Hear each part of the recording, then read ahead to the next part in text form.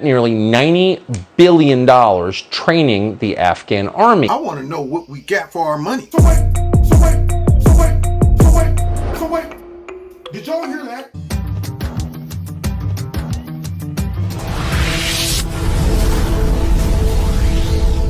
This video is brought to you by Extreme Tees. Click on the link below. Make sure you put Kevin in the promo code and you'll get a 20% discount. What if I told you you could get your hands on some gold from one of the, if not the most important shipwreck in our history? It serves as a snapshot of America's most historical era, California Gold Rush. It is the biggest contributor to the Panic of 1857. And no, it's not the Titanic. It's the SS Central America. And now you can own coins recovered from it. Each coin has a unique recovery number and comes in a quality display box with a certificate of authenticity. Go to www.noblegoldinvestments.com to get yours now. Protect your retirement with a Noble Gold IRA. What's going on, America? Welcome to Kevin's Corner, where I try to make sense out of nonsense. And I'm back, y'all. That's right, YouTube suspended me for, I guess, medical misinformation. And, for a while, I had to just, protest. I was mad. And so instead of using, Kevin's Corner, I just became the black conservative commentator, formerly known as Kevin from Kevin's Corner, until I got my channel back. Yeah, I thought I was going to be down for 2 weeks, but instead, I got paroled. And I'm back within a week. So let's get into this. I was drooling at the mouth to talk about what's going on around these United States right about now. Now, did y'all hear Tucker? Tucker said, look, man, we done spent all this money over in Afghanistan and we are in a mess.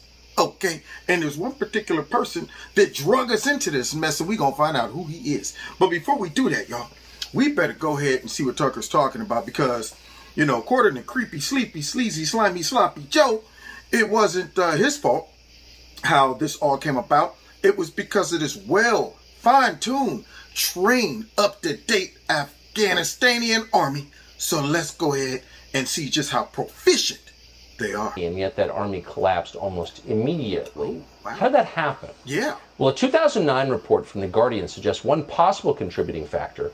Many Afghan soldiers were high on the job. You don't have a helmet on. The Chief doesn't have a rifle right now. How is he ready? It's like having 26 kids that I have to watch after. Now, that's not cool. See, my thought is, where was this footage when they were making those decisions to pull out our troops, talking about, yeah, don't worry about it. Our troops, trained them. They're well fine-tuned. Whole bunch of them. They're ready to scrap. They're as good as any military on the planet. Did they not see these guys trying to train these Afghanistanian soldiers? Did they not go ahead and say, hey, look, man, how you think the troops are doing? Because according to this, these guys were like the Three Stooges. Now I'm sure there were some good ones, but good grief, you're hearing it from the ground. These dudes are concerned. They have to watch over these dudes like they're kids now. Tucker brought up a good point. He said there might be some narcotics involved. Well, I want to go ahead and look at some footage to maybe verify that, because I don't want to just be spreading misinformation. So let's continue. It really is. Ready would be on the road, staged, ready to move at 8:30. I think if they introduced drug testing to the Afghan army, we would lose probably 3/4 to maybe 85% of the army. It requires telling them almost 30 times. What? Don't do this, don't do this, don't do this, don't do this, don't do this. Come on, let's go. Now, where was Tilly?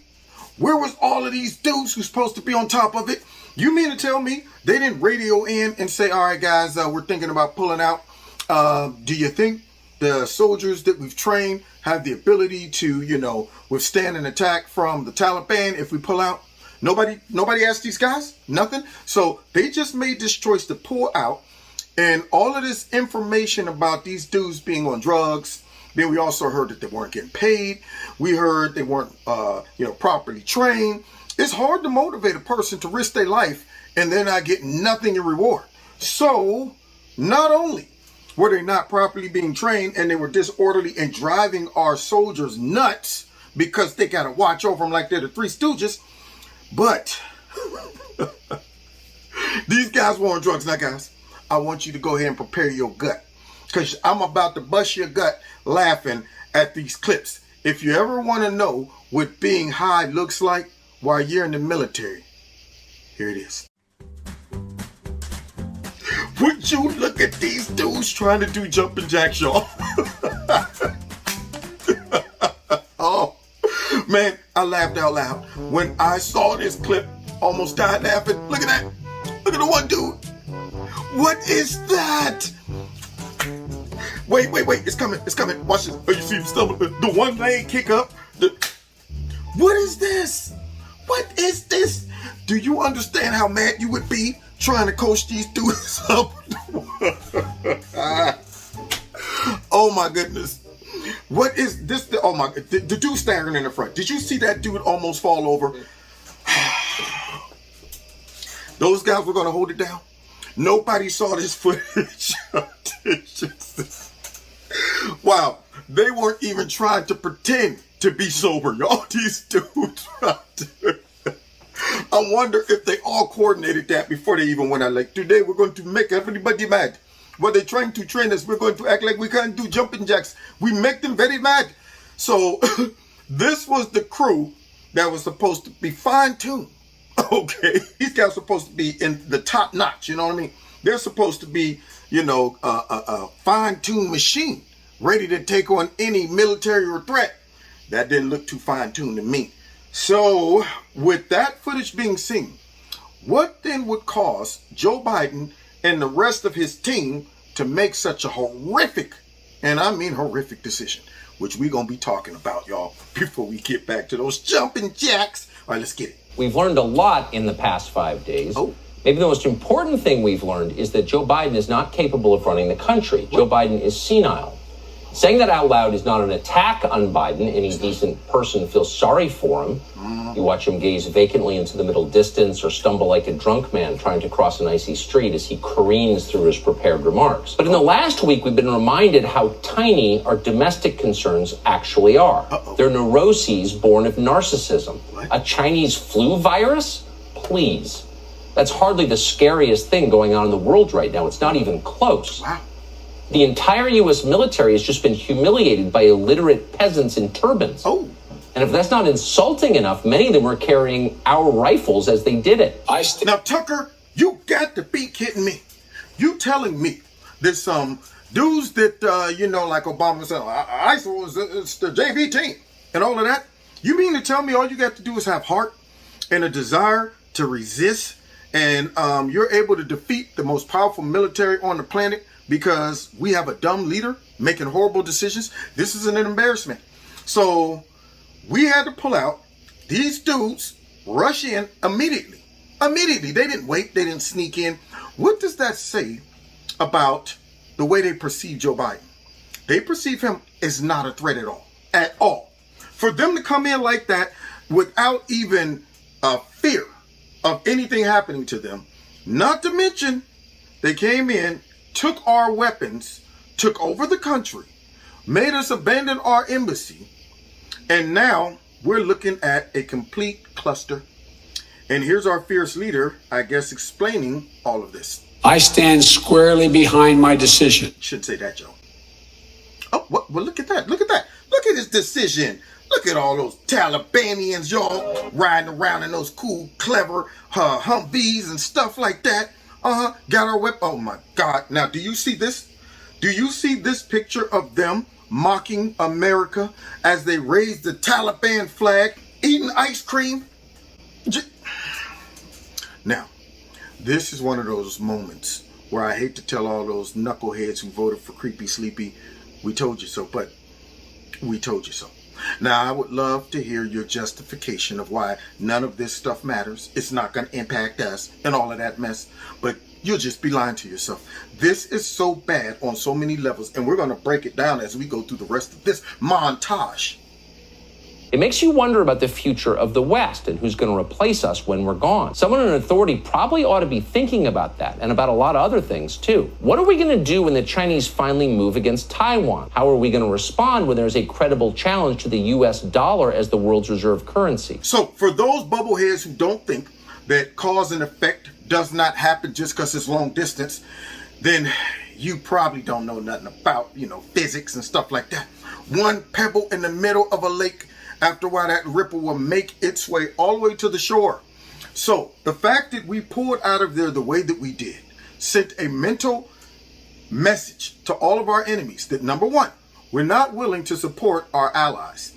Number two, we're not strong enough to defend ourselves against our enemies.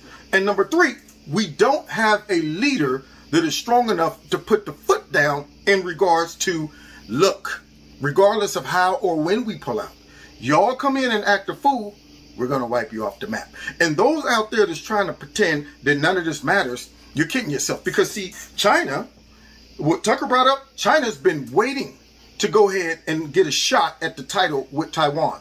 But they didn't do that under Trump. Notice that. You look at the North Koreans, they knew that this dude's not playing.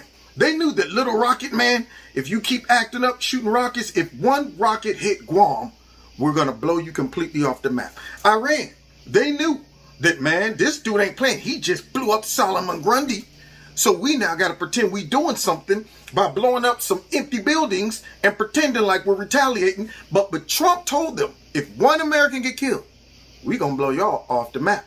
Everybody respected America in spite of the media saying we're no longer respected on the world stage. And now we are.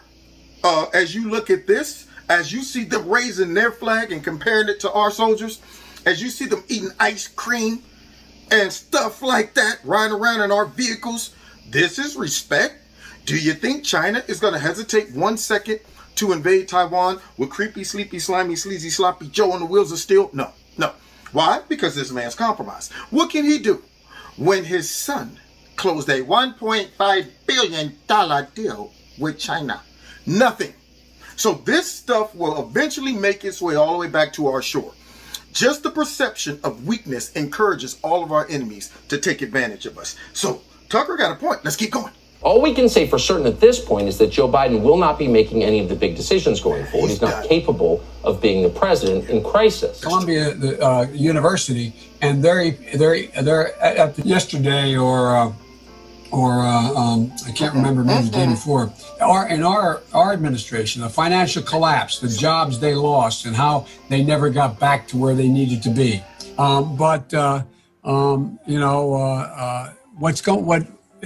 Look, the only thing I know something about is the vice presidency. Every morning, well, let me put it this way, at least 4 mornings a week. NPR.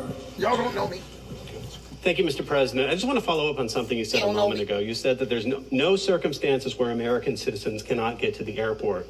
Now, see, he forced me to go into the American Voter Witness Protection Program right there, as he just stumbled through all of that right there. That's right. That whole montage, that clip right there, says it all. If folks would have saw that before we got to this point, hopefully we wouldn't have got to this point. But I really have lost faith in Americans in regards to using common sense. The man is incoherent, and this was before he got elected. Now, let's find out how he's handling things right now that he is elected and he's hit with his first real crisis. NPR. What?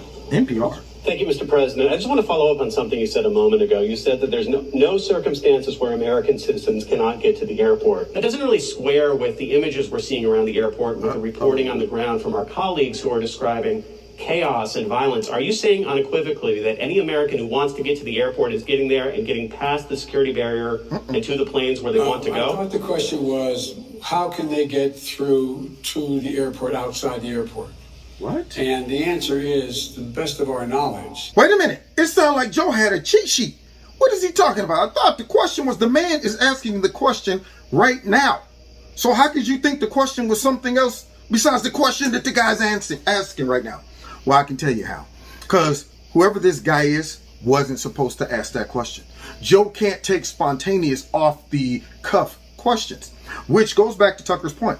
He's not capable of running our country, especially in regards to large decisions like this, impacting decisions. So here he is going, well, wait a minute, I'm not even in the right mind frame to let you know that I shouldn't be acknowledging the fact that you're supposed to be reading a specific question.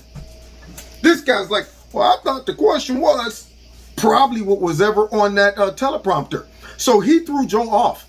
And then Joe already had a pre-planned answer. Now, what does that tell anybody with common sense? That man is mentally damaged. But it doesn't just stop there. Let's continue. As we continue to work the logistics of evacuation, We're in constant contact with the Taliban to Taliban. Although we were in contact with the Taliban and Doha for this whole period of time, at some point wasn't expected to be the total demise of the Afghan National Force, which was 300 persons. 300 persons? No, wait a minute.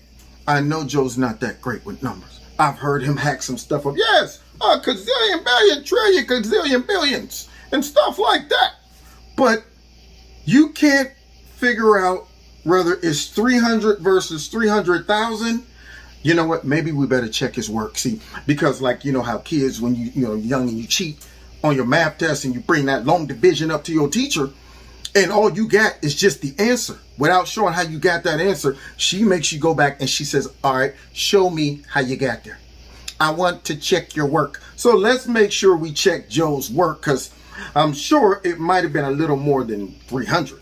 Of the Afghan troops we had trained, up to 300,000 of them. And National Force, which was 300 persons. So this is where we should be.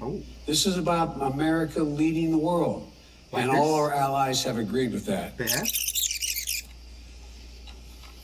When the decision was made by me, and it was made some time ago. Now, I want y'all to notice.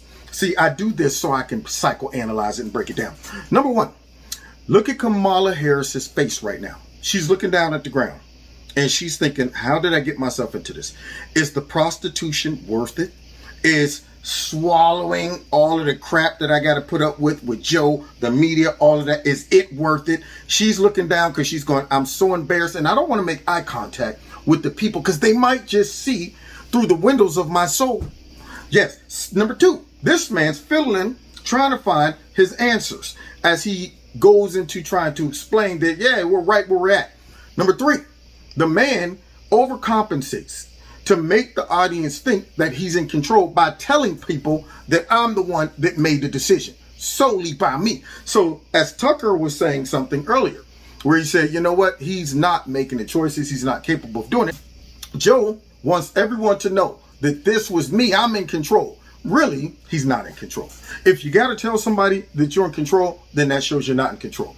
And this also shows the difference between him and Trump. The reason Trump had to go is because Trump was truly calling the shots, which in Washington, they're not used to that. They're used to this puppet show right here. I'm talking about dun dun dun dun dun dun dun dun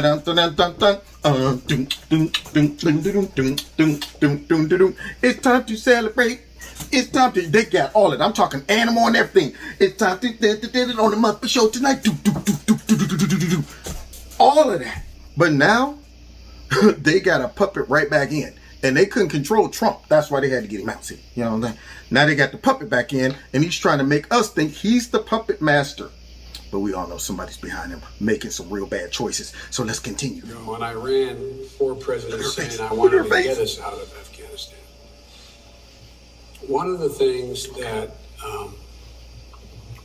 break it down, Joe, is a reality is people now say what they say to me and to others, many of you say it on air, that why did we have to move because no Americans are being attacked? Why did we withdraw those? Why did we agree to withdraw 2,500 troops? No Americans are being attacked. As I said before, the reason they weren't being attacked was part of an agreement that Trump had made a year earlier. We will leave by May 1st, he said, as long as there's no attack on Americans in that year period. Now, do y'all see Kamala's face? Y'all see her fiddling with the hair? She's uncomfortable. This dude just got up there and lied. The reason, as he goes through his notes, somebody said, now look, we got to go ahead and we got to cast blame on Trump. Yeah, because right now, Joe, you're looking bad. You're underwater. So make it seem as if you had no choice but to honor what Trump started. Which brings me to the point. Everyone trying to blame this on what Trump started it all. There were conditions. You're talking about two different leaders. You're talking about one leader who has proven that if y'all don't honor deals, we blow you off the map. Trump, they tested him and he showed them all. I can be just as crazy, if not crazier, than you. Now, do I want to be that way? No. I'd rather all of us live in peace and harmony. Now, if y'all get this through your thick knucklehead skulls, that I'm not here to blow y'all up or have fights and unnecessary wars. But I'm not one to allow you to cross the line and do nothing like many of our other presidents. They got that hint when he dropped the Moab bomb. They got that hint when he got rid of ISIS, got rid of Solomon Grundy, got rid of Baghdadi, bombed Syria. They got the hint. They knew that this is not one of those American presidents that just on paper throws out empty, idle threats. They knew he would back it up. So when he was negotiating all of this stuff, there were conditions. And he let them know off grip. Look, even if we get to the point where we pull out, and if we have to come back, do you know what's going to happen to y'all? We're not coming back to occupy. We ain't coming back to chill and renegotiate deals. No, we're coming back to hunt you down, and I'm going to unleash all of my military resources, not to just walk around and pretend we're doing something, but to go in and get the job done. And that's the last thing they wanted. That's why they weren't attacking. It had nothing to do with just, the reason is because Trump said that. So he's making it appear that he had no choice but to do it. But see, this is what kind of, makes me go, come on, Joe. Come on, Joe. All the other stuff that Trump started, this guy came in and just wiped it away. So what I'm hearing, Joe, is that in this application, since it turned out horribly, it was nothing I can do. It was Trump's fault. Now, you done came in and you done stopped the wall, the production on the wall. You came in, you got rid of all of the policies he put in to secure our border. You just wiped out everything. You came in and just destroyed the pipeline. All of these things that Trump started that were working. Biden didn't come in acting like I'm obligated to finish these things. He came in and shut all that mess down. So now you're telling me that as the president, you couldn't shut that down and say, well, you know what? We're going to keep our troops there. But, even if you didn't, all he had to do was simply say, how about we give our people a warning and get them out first? That choice to say right now, before we warn our allies, before we warn all of the people that was there helping us on the ground level, before we warn our American citizens, we're just going to pull out and hope for the best.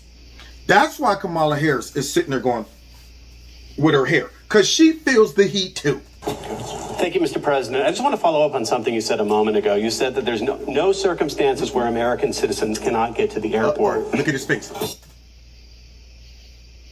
Like, oh crap!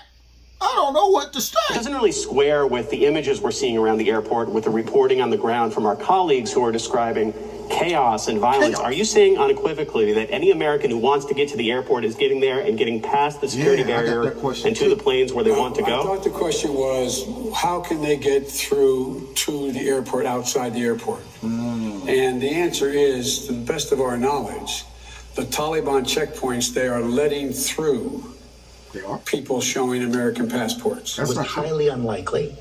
Was the intelligence wrong, or did you downplay it? There was no consensus. You go back and look at the intelligence reports. They said that it was more likely to be sometime by the end of the year. Now, is that true? See, Joe is doing an interview. He's doing some cleanup. So he goes to a friendly network, George Snuffleupagus or whatever his name is, and he's trying to help him out. And he can't even get through this. He's saying the intelligence, that wasn't true. Now, any other time, when Trump was the president, you got to trust his intelligence. He doesn't even listen to his intel community. But now here's Joe contradicting his intel community. But guess who he has, y'all, that supports this narrative? You know him, y'all. He ain't no general. He's an activist. This politician you about to hear from. Are you following this? In the space of a single month, the official line went from our intelligence agencies think everything is fine in Afghanistan to there was no consensus in the intelligence agencies that everything was not fine. Or something like that. It's not exactly clear what Joe Biden was saying there. All we can be totally certain of is that we will never get to see the documents he was referring to. So really, anything could be true, assuming truth still exists. Good point, Tucker. Pretty smart. Mark Milley, the chairman of the Joint Chiefs of Staff, is not as clever. A smarter man might have couched his lies for plausible deniability down the road, but unfortunately, Mark Milley is not that man. So here's what he claimed this week in public. There was nothing Nothing. that I or anyone else saw Is he watching the that same indicated clip a collapse that of I'm this watching? army and this government in 11 days. So you telling me, after watching that clip of these dudes doing jumping jacks all over the place, can't even coordinate the hands and the feet together, you're telling me you didn't see this right off grip? If I'd have saw that, I would have been like, okay, shut down everything. We need to reverse everything. We're not leaving nowhere until we get this stable. Those dudes can't do jumping jacks because it looked as if every single one of them was high. Every one of them. And now you got this activist more worried about white rage and stuff like that than focusing on real terrorists. You got this activist, along with others that he brought into his cabinet, trying to focus more so on domestic terrorists, these white nationalists running around, Trump supporters, as they overlook real terrorists. Now they look like a dummy. So this dummy should have just played it down. At that point, I mean, who knows? We got all kind of mixed information, but no, there's nothing that I saw. So obviously he's incompetent. And to make sure that I don't just, be saying stuff, here's Trump. When I get through with this guy, Millie, I mean, how about Millie? Remember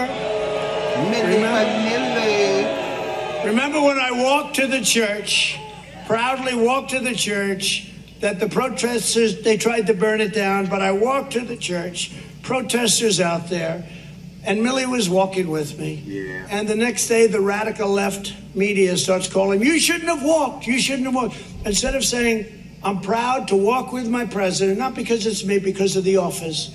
Instead of saying that, he wanted to apologize for walking with the president of the United States. And I said, this guy doesn't have what it takes. Let me ask you, do you think that General Patton was woke? I don't think so. What do you think, Mike? Mike, was he woke? I don't think so. You know what woke means? It means you're a loser. Loser. Everything woke.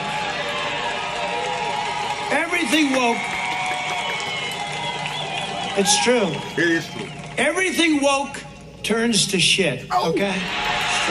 It's true. No one in the entire U.S. government, and certainly not in the White House, could have done anything different or better as we withdrew from Afghanistan. The bad parts you saw on television were inevitable. Really? No mistakes of any kind by anyone connected in any way to Joe Biden occurred. No one can be blamed for anything. No one should feel guilty. Everyone's sleeping just fine. Thank you very much. But you don't think this could have been handled, this actually could have been handled better in any way? No mistakes? Didn't do nothing. No, I don't think it could have been handled in a way that we're going to go back in hindsight and look, but the idea that somehow there's a way to have gotten out without chaos ensuing, I don't know how that happens. I don't know how that happened. So for you, that was always priced into the decision? Yes. Really, Mr. President? You couldn't have handled this better in any way? Not even a tiny adjustment? No, says Joe Biden. I'd do it again. Meanwhile, desperate people tumble from airplanes thousands of feet in the air. Many thousands of Americans remain trapped tonight in a country now controlled by the Taliban. Now, I want you to understand the gravity of what he just said. As this dude tried to save face and say, I wouldn't have changed anything. I couldn't have seen it any other way but the way that I saw it. That means if I could do a do-over, I would do it exactly the same, knowing that it would result in all of this. American citizens trapped behind enemy lines. All of our allies on the ground are also in jeopardy of being killed for colluding with the Americans. All of our allies overseas are scratching their heads saying, man, I can't even get in touch with Joe. And this was an embarrassment.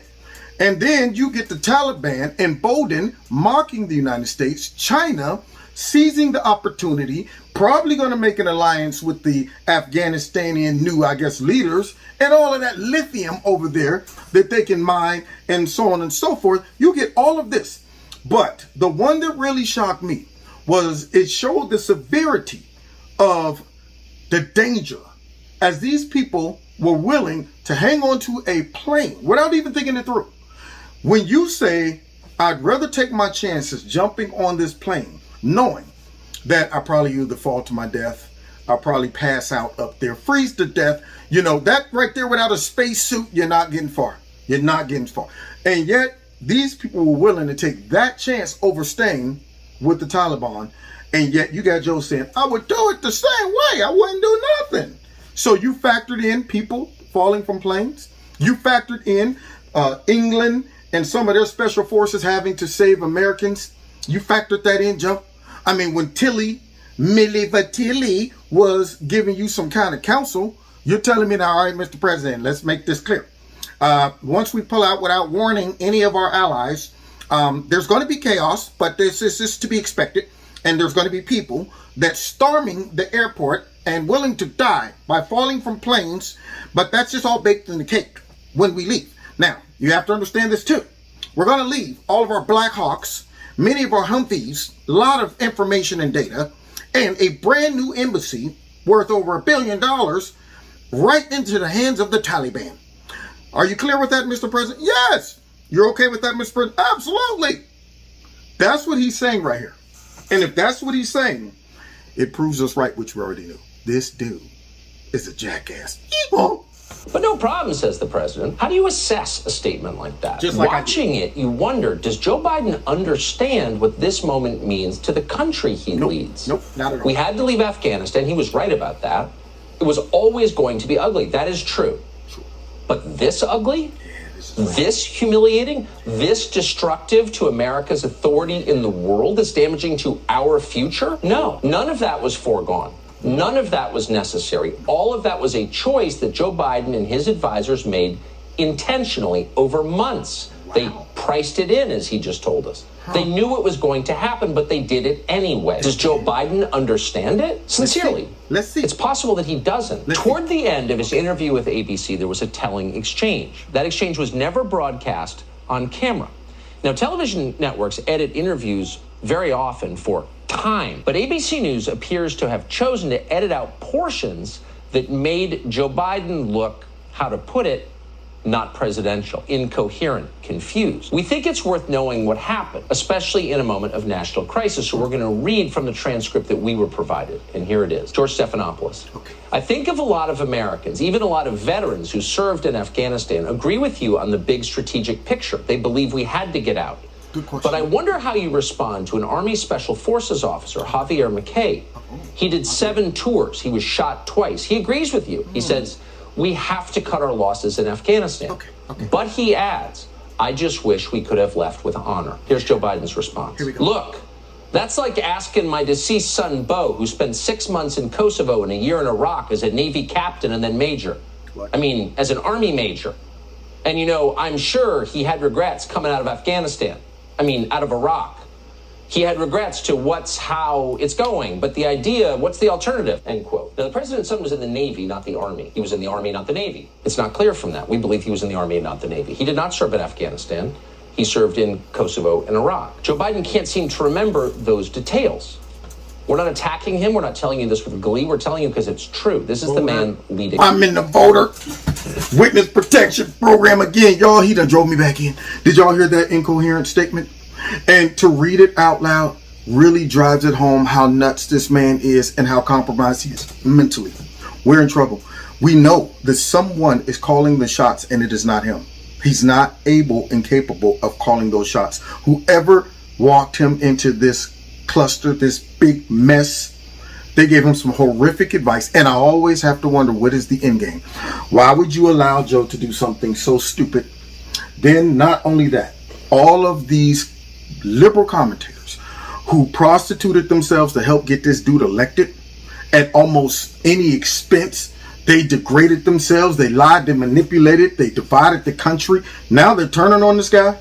You always got to ask yourself, why? What's going on? Is Joe expendable? Is it about that time where it's like, you know what? Let's go ahead and create a sacrificial lamb so we can prepare for somebody else to come in. But nonetheless, this stuff right here shows you the danger that our country is in. Listen to the rest of this as we go. Would you bear some responsibility for the outcome if the Taliban ends up back in control and women end up losing the rights? No, I don't. It was your quote, sir. I was asking you. No, I know. I gave the answer. Do I bear responsibility? Zero responsibility. We've all seen the pictures. We've seen those hundreds of people packed into a C-17. We've seen Afghans falling. That was 4 days ago, 5 days ago. What did you think when you first saw those y'all. pictures? What I thought was we have to gain control of this. That's all you thought, y'all? So that was 4 or 5 days ago. First of all, it was 2 days ago when he was making this interview, doing this interview. But nonetheless, you just kind of downplayed it like it was like 15, 30 years ago. That was like what? A whole 4 or 5 days ago. Means nothing now. Let's live in the present and the future. Okay, George? Now, isn't that ironic that these Democrats will live in the past in regards to Jim Crow, racism, segregation, slavery, all of that mess that they keep bringing up out of the past that was hundreds of years ago, especially in regards to slavery. But for some reason, they want Americans to live in the current state that we're in as if Jim Crow was present and slavery was still running rampant in America. But when it comes down to these Afghanistanians falling out the sky, that was 4 or 5 days ago. You're still talking about it? When you look at what's happened over the last week, was it a failure of intelligence, planning, execution, or judgment? All of the above. Look, I don't think it was a fair. Look, it was a simple choice, George. What's the choice? When the Taliban, let me back it, put it another way. When you had start over, Joe. First of all, when the Taliban, Afghanistan, the leader of that government getting in a plane and taking off and going to another country. When you saw the significant collapse of the Afghan troops we had trained, up to 300,000 of them, just leaving their equipment and taking off. Do you think these guys? I'm not. That's what happened. That's simply what happened. Simple as that. That's all, folks. So this guy right here, as we looked at this montage of these dudes that were well trained and expected to stay there, hold down the fort like the Alamo. And Joe's talking about, did you expect them, if they can't do jumping jacks, they're going to stand and fight against the Taliban after these dudes probably are hooked on a whole bunch of different types of drugs, out there kicking it, having a great time, can't do jumping jacks. And Joe's talking about, I can't believe they fled. It was all on them. You as the leader should begin some type of update on the progress of these people. But Joe don't care about that. He has no idea what's going on around this country in regards to the border, in regards to things that are taking place overseas. Do you think our allies trust talking to this dude, planning something with this dude? No. Do you think any other country that we say, hey, look, we got your back, would be like, oh, well, yeah, I trust America. They're going to keep their word? No. And to end it all, here's one of his representatives trying their best to save face. Here's another statement that the president made that was flat wrong. Take a look. Chris? I can't believe it. I have seen no question of our credibility from our allies around the world. I've got the exact opposite thing is we're acting with dispatch. We're acting, committing to what we said we would do. But Armin Laschet, the likely successor to German Chancellor Merkel, said this is the biggest debacle that NATO has seen since its foundation. And here is the chairman of the British Parliament's Foreign Affairs Committee. To see their commander-in-chief call into question the courage of men I fought with, to claim that they ran. It's shameful. Those who have never fought for the colors they fly should be careful about criticizing those who have. And so from where I'm standing, there was two types of Afghanistan soldiers. You had some that died because apparently yearly they lost way more soldiers than we've lost on 1 year, than we lost throughout the whole war. Now, those guys were willing to sacrifice their lives. But then you got the other group of folks who aren't even taking it seriously. You should know what you're working with. If you don't know the difference between 300 and 300,000, you shouldn't be the president. If you are not getting updates and asking questions like, so, how prepared is this military to whereas if we pull out of here, can they hold it down? Because if they don't, we're going to leave a lot of folks stranded. A lot of folks are going to be killed. And I'm going to look stupid. But because I'm already stupid, I can't get no stupider. And that's why we're going to end with this. Mr. Secretary, does the president not know what's going on? That is right there. This is an incredibly emotional time. for many of us, and including allies and partners who've been shoulder to shoulder with us in Afghanistan for 20 years, at high cost to themselves as well as to us. They stood with us after 9/11, invoked Article 5 of NATO for the first time. An attack on one is an attack on all. And we've been there together. But I've got to tell you this, Chris. From the get-go, I spent more time with our NATO partners in Brussels virtually from before the president made his decision to when he made his decision to every time since. We've been working very, very closely together. We've gotten the G7 together, NATO together, the UN Security Council together. We had 113 countries, thanks to our diplomacy, put out a clear understanding of the Taliban's requirements to let people leave the country. Respectfully, look, I'm not questioning whether or not the allies have a right to complain. I'm not questioning whether or not Al-Qaeda has a presence. The president said Al-Qaeda is gone. It's not gone. The president said he's not heard any criticism from the allies. There's been a lot of criticism from the allies. Words matter, and the words of the president matter most. And that is why we need us a president. Now, I don't even like Chris, but in this application, he's dead on. And this guy who has the daunting task of coming out and trying to justify this, knowing that, yeah, I'm working for a very incompetent leader. And every single person that locked on to his cabinet knew that. They knew this guy wasn't ready. They knew this guy's mind was gone, but they didn't care. It was more important for these Democrats to get back into power and use someone like Joe, who's expendable, who is not going to give them any resistance, who is compromised on multiple levels, probably owes a ton of favors. Even if he was in his right mind, he wouldn't be able to make his complete, independent decisions without somebody saying, nah, you ain't doing that unless you want me to out you. They let this guy get in office, and this is the debacle that he's drug us into. Now, we all know all these folks running around that voted for him are in denial, and they're very ignorant about, how he got in. They think, well, it was us, we voted. Even if it was them, they should be ashamed of themselves after watching this. But we all know that even with their vote, it wouldn't have mattered. One person could have voted. The way they arranged this, it don't even matter. He would have still got in, because we saw what went down. But the bad part about it is it's coming back to bite not only the Democrats, but all of us. And it puts all of us in danger when this guy has left us open in regards to the border. We don't know who's coming and going. In regards to that area over there, that now they're going to be breeding all types of terrorists. And yet Joe's over here going, what? I wouldn't have done anything differently. Well, if that's the case, Joe, then maybe, I'm pretty sure, somebody like Nasty Pelosi is starting to contemplate the 25th Amendment. So we're going to see what's going to happen, y'all. But right now, we are the laughing stock. And yet they talked about under Trump, we're no longer respected on the world stage. Are we now? Now, God bless y'all. God bless America. It's good to be back. We'll see y'all next time in Kevin's Corner. Take care. Now, God bless y'all. Don't forget to hit that like button. Share my videos. Also, don't forget to donate if you like Kevin's Corner. There are links in the bottom of this video. Check out Extreme Teas, my sponsor. If you like the products, put Kevin in the promo code. You'll get a 20% discount. And what else? Oh, find me on Rumble in the Jungle. All right, God bless you all next time in Kevin's Corner. Take care.